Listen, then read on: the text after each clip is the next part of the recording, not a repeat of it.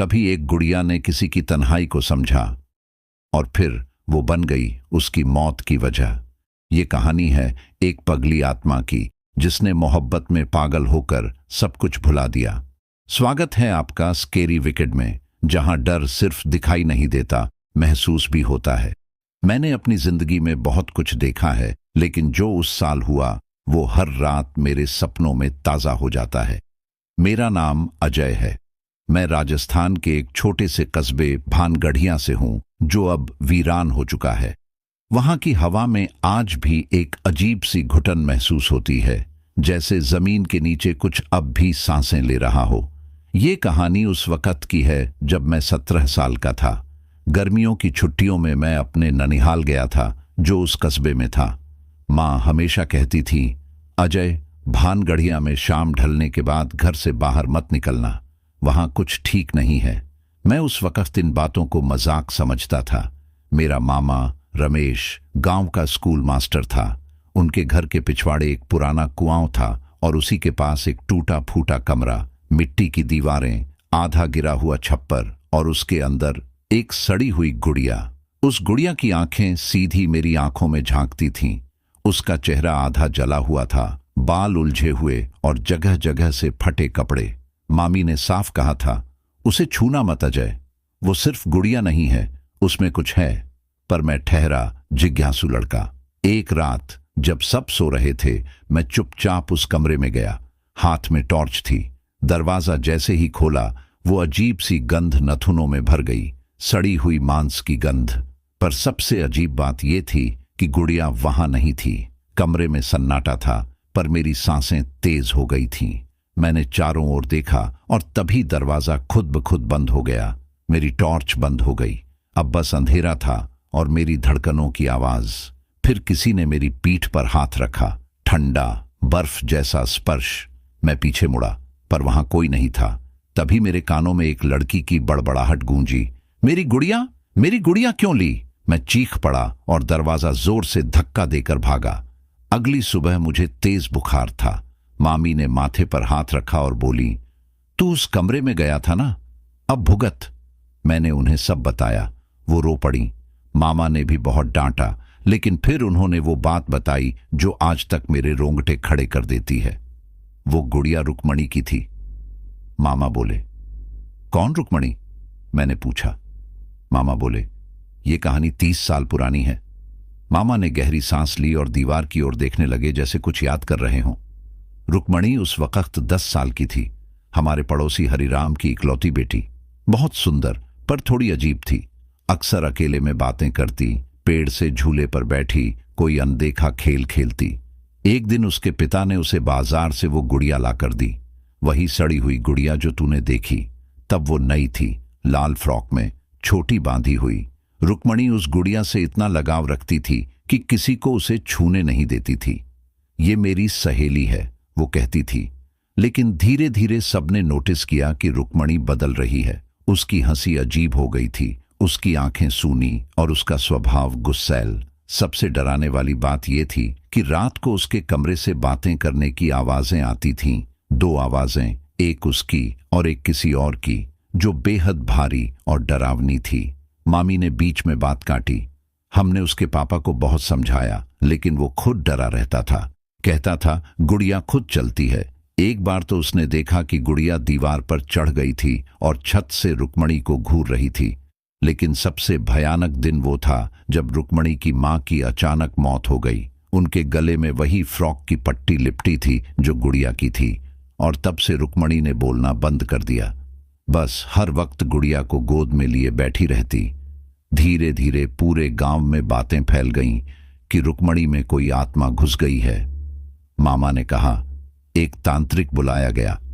उसने बताया कि गुड़िया में एक पगली औरत की आत्मा है जो बचपन में गुड़ियों से खेलने के लिए मारी गई थी। वो आत्मा अब रुक्मणी को अपना बना चुकी है। तांत्रिक ने कोशिश की गुड़िया को जलाने की, लेकिन जैसे ही आग लगाई, रुक्मणी जोर जोर से चीखने लगी। उसके शरीर पर छाले पड़ गए और वो बेहोश हो गई। लोग डर के मारे भाग गए। उस दिन के बाद रुक्मणी गायब हो गई। कोई नहीं जानता वो कहाँ गई। बस वो गुड़िया उसी टूटे कमरे में रह गई, जैसे किसी का इंतजार कर रही हो। मैं सन्न रह गया था। मेरी समझ में नहीं आ रहा था कि क्या सच है और क्या वहम। लेकिन उस रात जो हुआ उसने सब कुछ साफ कर दिया। मेरा बुखार और बढ़ गया था। मैं बिस्तर पर पड़ा था, खिड़की के पास बैठा देख रहा था कि बाहर अचानक धुंध छा गई और उस धुंध में एक परछाई दिखी। छोटी सी लड़की, बाल खुले हुए, हाथ में वही गुड़िया। मैं चीख नहीं पाया, गला जैसे सूख गया था। वो धीरे धीरे खिड़की के पास आई और बस एक बात बोली, तूने मेरी गुड़िया देखी है, अब तुझे उसका साथी बनना होगा। फिर खिड़की अपने आप खुल गई और कमरे में एक ठंडी हवा भर गई। मामी दौड़कर आईं और जैसे ही उन्होंने अंदर कदम रखा हवा थम गई। पर उस दिन के बाद मैं हर रात सपने में उस लड़की को देखता, कभी पेड़ से लटकती हुई, कभी कुएं के पास बैठी रोती हुई। फिर एक रात उसने मुझसे पूछा, क्या तुम मेरी कहानी सुनना चाहोगे? मैं तुम्हें सब कुछ बताऊंगी। मैं नहीं जानता वो सपना था या हकीकत, लेकिन उस रात मैं सीधे उसी टूटे कमरे में खड़ा था।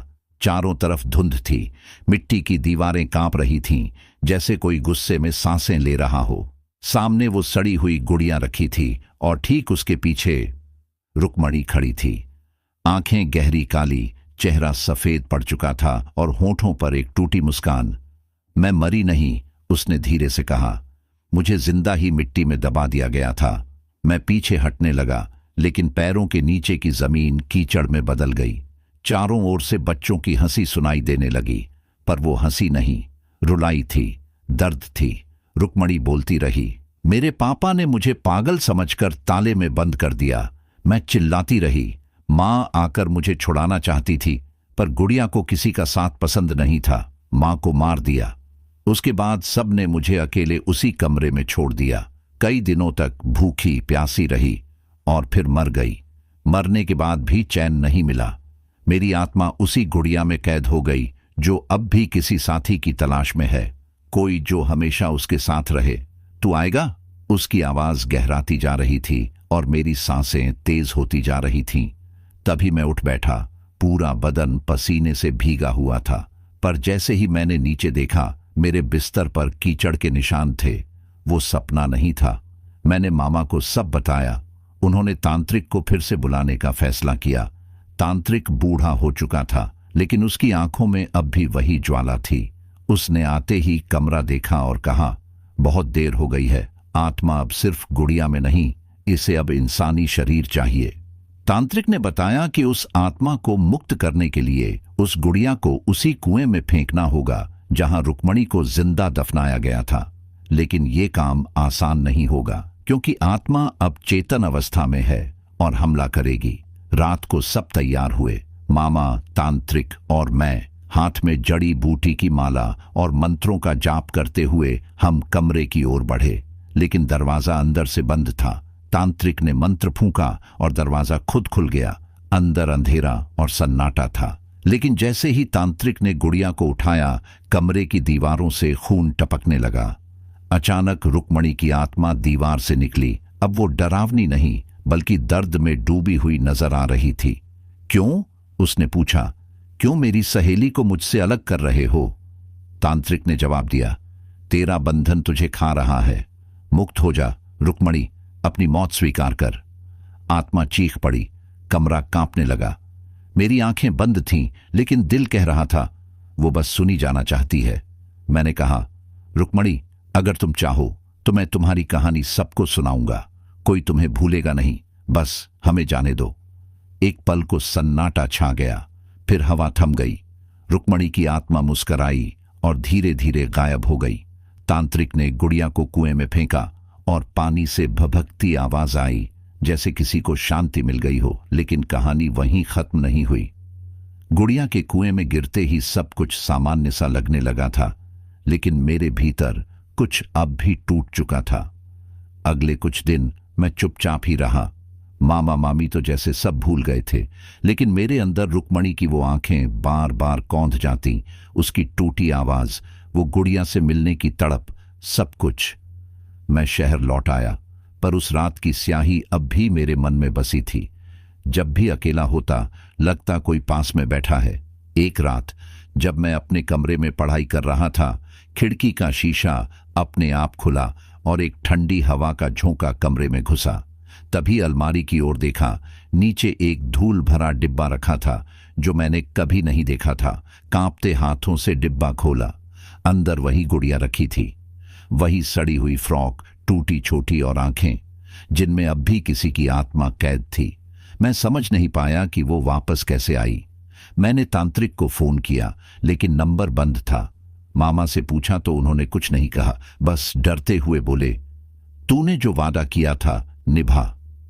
तभी मुझे याद आया, रुक्मणी को मुक्ति नहीं चाहिए थी, उसे याद रखा जाना था। वो नहीं चाहती थी कि कोई उसे भुला दे, उसकी कहानी फिर से मिटा दे जैसे गांव वालों ने किया था। उस रात मैंने अपने लैपटॉप पर बैठकर उसकी कहानी लिखनी शुरू की।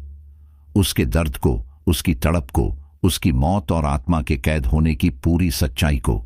जैसे जैसे मैं लिखता गया, कमरे का माहौल हल्का होता गया, जैसे वो पढ़ रही हो, सुन रही हो।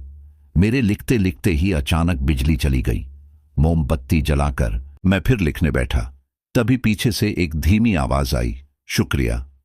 मैं पलटा, कोई नहीं था, लेकिन खिड़की के बाहर एक परछाई धीरे धीरे पीछे हट रही थी और हवा में हल्की सी गंध थी, वही जो उस गुड़िया से आती थी, सड़ी हुई मिट्टी की। सुबह जब मैं उठा, लैपटॉप पर आखिरी शब्द खुद ब खुद टाइप हो चुके थे, अब मैं अकेली नहीं हूं।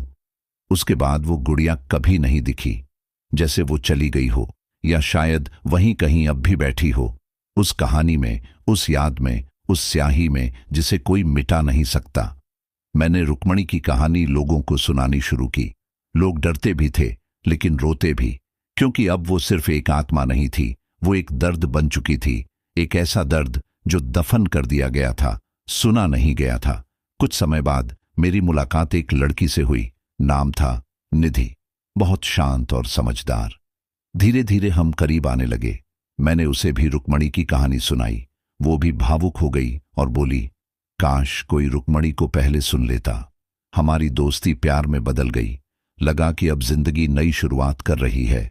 लेकिन शायद रुक्मणी अभी पूरी तरह गई नहीं थी, क्योंकि जिस दिन मैंने निधि को प्रपोज किया, उस रात उसने मुझे एक गिफ्ट दिया, एक छोटी सी गुड़िया, बिल्कुल वैसी ही। मैंने जब उस गुड़िया को हाथ में लिया तो पूरे जिस्म में सिहरन दौड़ गई।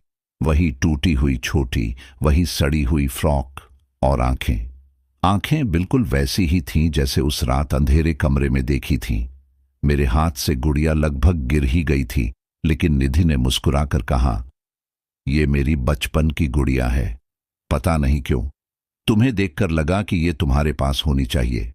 मैंने जोर देकर पूछा, तुम्हें ये कहां से मिली? निधि थोड़ा झिझकी, फिर बोली, बचपन में जब गांव में जाती थी ना, तो वहां एक पुराने कुएं के पास ये पड़ी थी। सब कहते थे कि ये अपशगुन है, पर मुझे ये अकेली लगती थी। मैं इसे ले आई। मेरे हाथों से पसीना बहने लगा। मतलब रुक्मणी की आत्मा कभी गई ही नहीं, उसने सिर्फ अपना रूप बदला था। उसने अब किसी और को चुन लिया था, या शायद वो अब मेरे बेहद करीब रहना चाहती थी, मेरी जिंदगी में, मेरी प्रेमिका के रूप में। उस रात मैं सो नहीं पाया। खिड़की से बाहर देखा तो वही परछाई, वही काले बालों वाली झुकी हुई चाल और ठंडी हवा की गंध। मैंने दरवाजा खोला, लेकिन बाहर कोई नहीं था। नीचे देखा, वहां मिट्टी पर उसी गुड़िया के पैर के निशान थे। वो चलती है, वो जीती है, और शायद अब जलती भी है, जलती है मेरी नई जिंदगी से। अगले दिन निधि की तबीयत अचानक खराब हो गई। डॉक्टर ने कुछ नहीं समझ पाया। उलझन, बेचैनी, रात को चीखना, बिल्कुल वही लक्षण जो कभी रुक्मणी में थे। मैंने मंदिर के पुजारी से बात की। उन्होंने कहा, यह कोई आम बीमारी नहीं, ये आत्मिक बंधन है। वह आत्मा किसी देह को अब पूरी तरह से अपना घर बनाना चाहती है। मैं समझ गया, रुक्मणी अब निधि की देह में समा रही है। लेकिन क्यों? क्योंकि मैंने वादा किया था कि उसे अकेला नहीं छोड़ूंगा, और मैं भूल गया। मुझे उस कुएं के पास जाना होगा, शायद वहीं से जवाब मिलेगा। मैंने निधि को साथ लिया और हम गांव वापस लौटे। रास्ते भर निधि चुप रही। उसकी आंखें अब मेरी निधि की नहीं थीं, वो ठंडी, वीरान और कुछ कहने वाली थी। कुएं के पास पहुंचते ही उसने मेरा हाथ कसकर पकड़ा और धीरे से फुसफुसाई, तू मेरा है, सदा के लिए। मैं पीछे हटना चाहता था, लेकिन उसके अंदर की शक्ति अब सामान्य नहीं थी। उसने मुझे जमीन पर गिरा दिया। पूरे आसमान में अंधेरा छा गया और कुएं से वही चीखें आने लगीं जैसे सैकड़ों आत्माएं तड़प रही हों। तभी एक तेज रोशनी फैली। वो तांत्रिक जिसे सब मरा हुआ मान बैठे थे, अचानक सामने खड़ा था। उसके हाथ में त्रिशूल और मंत्रों की माला थी। वो तेरे वादे की कैदी बन चुकी है, उसने कहा। अब उसे मुक्ति तभी मिलेगी जब तू अपने प्यार की बलि दे। मैं चौंक गया। निधि? नहीं, मैं उसे नहीं खो सकता। तो फिर रुक्मणी तुझे खो देगी? तांत्रिक की आंखें जल रही थीं। वो मुझे प्यार नहीं करती, वो बस अकेली है। मैं चीख पड़ा। और तन्हाई से बड़ा प्रेत कोई नहीं होता, तांत्रिक ने कहा। एक आत्मा जिसने दर्द में बचपन खोया और जिस पर दुनिया ने विश्वास नहीं किया, अब सिर्फ एक चीज चाहती है, किसी का पूरा साथ, चाहे कीमत किसी की जान ही क्यों ना हो। मैं निधि की ओर देखा। वो अब रुक्मणी थी पूरी तरह, और वो मुस्कुरा रही थी जैसे कह रही हो, अब तो आएगा ना मेरे साथ। मैंने निधि, या यूं कहूं रुक्मणी की ओर देखा तो उसकी मुस्कान में मोहब्बत नहीं, पागलपन था। वो वही पगली आत्मा थी जिसे मैंने वादा करके छोड़ दिया था। उसकी आंखों में अब कोई शर्म, कोई इंसानियत नहीं बची थी। सिर्फ जिद, सिर्फ तड़प और सिर्फ हक़ की जिद। तांत्रिक मंत्र पढ़ रहा था, लेकिन रुक्मणी की आत्मा अब शक्तिशाली हो चुकी थी। उसने हवा में हाथ लहराया और तांत्रिक का शरीर आग की लपटों में गिर गया। वो जमीन पर गिरा और देखते ही देखते राख बन गया। अब वहां सिर्फ मैं, रुक्मणी और वो कुआं था, वही कुआं जिसने उसकी आत्मा को सालों से बांध रखा था। तूने मुझे वादा किया था, रुक्मणी गूंजी, कि मुझे अकेला नहीं छोड़ेगा, पर तू लौट गया, अपने प्यार में खो गया। अब मेरा प्यार तुझे फिर से चाहिए। ये प्यार नहीं है रुक्मणी, ये पागलपन है, मैंने कहा, लेकिन मेरी आवाज कांप रही थी। वो पास आई और मेरा हाथ अपने ठंडे हाथों में लिया। तो तुझे भी पागल होना होगा, मेरी तरह। तेरे बिना अब मैं इस दुनिया में नहीं रह सकती, और अब तू भी नहीं रहेगा। उसने मेरा सिर अपने सीने से लगाया। वो सड़ी हुई गंध, वो मिट्टी की ठंडक। मैं कांप गया। तभी मेरी जेब में कुछ चुभा, वो माला जो तांत्रिक ने मुझे दी थी। मैंने चुपचाप माला निकाली और उसके माथे पर रख दी। रुक्मणी चीख पड़ी, उसकी आंखों से खून बहने लगा। नहीं, तू वादा तोड़ रहा है, फिर से। कुएं की दीवारें हिलने लगीं, चारों ओर हवाएं चक्रवात जैसी घूमने लगीं। रुक्मणी का शरीर निधि से अलग होने लगा। निधि जमीन पर गिरी, बेहोश थी, और रुक्मणी की आत्मा एक भयानक आकार में सामने थी। लंबी, झुलसी हुई, बाल बिखरे, चेहरा आधा जला हुआ, और आंखें, वही जानलेवा आंखें। अब तू भी मेरे साथ चलेगा, वो चीखी, और उसने मेरा हाथ पकड़ लिया। मैं उसे रोक नहीं पा रहा था। उसने मुझे कुएं की ओर खींचना शुरू कर दिया। मैं चिल्लाया, रुक्मणी, मैं तेरे दर्द को समझता हूं, लेकिन प्यार जबरदस्ती नहीं होता। मैं तुझे भुला नहीं पाया, पर तुझे पाना भी नहीं चाहता। अगर तुझे सच में मुक्ति चाहिए तो जाने दे मुझे, वरना हम दोनों इस कुएं में कैद हो जाएंगे, हमेशा के लिए। वो पल भर को रुकी, उसकी पकड़ ढीली पड़ी। आंसू उसके जलते चेहरे से बह निकले, या शायद वो आंसू नहीं थे, जलती हुई रूह की आखिरी बूंदें थीं। उसने मेरा हाथ छोड़ा और मुस्कुराई, पहली बार, एक शांत मुस्कान। अब तू कभी नहीं भूलेगा ना, वो बोली। मैंने सिर हिलाया, कभी नहीं, और वो पीछे हट गई, कुएं की ओर, धुएं में लिपटी हुई, धीरे धीरे अंदर समाती गई, और एक आखिरी बार बोली, अब मैं अकेली नहीं हूं। अगले पल सब शांत हो गया, हवा थम गई, आसमान साफ। मैं निधि की ओर भागा। वो होश में थी, लेकिन उसकी आंखों में जो डर था वो मैं कभी भूल नहीं सकता। हम शहर लौट आए, लेकिन अब हर रात जब मैं अपनी डायरी खोलता हूं, वहां कुछ पन्ने अपने आप भरे मिलते हैं, और हर पन्ने पर एक ही नाम लिखा होता है, रुक्मणी। कहानी तो खत्म हो गई, पर शायद रुक्मणी कभी पूरी तरह मुक्त नहीं हुई। वो अब मेरी यादों में रहती है, मेरी कहानियों में, और शायद उस गुड़िया में जो अब भी मेरी अलमारी के सबसे ऊपर वाले खाने में बंद है, अकेली पर जिंदा। तो दोस्तों, ये थी पगली आत्मा और सड़ी हुई गुड़िया की वो दास्तान, जिसमें प्यार, पागलपन और मौत का संगम था। अगर कभी किसी टूटे खिलौने में किसी की सांसें महसूस हों, तो समझ लेना वो सिर्फ गुड़िया नहीं, एक अधूरी आत्मा है। स्केरी विकेट में आज के लिए बस इतना ही। अगर आपको कहानी ने डराया भी और दिल को छुआ भी तो लाइक, शेयर और सब्सक्राइब करना न भूलें। फिर मिलेंगे एक और खौफनाक दास्तान के साथ। तब तक अंधेरे से दूर मत जाना, क्या पता कोई तुम्हारा इंतजार कर रहा हो।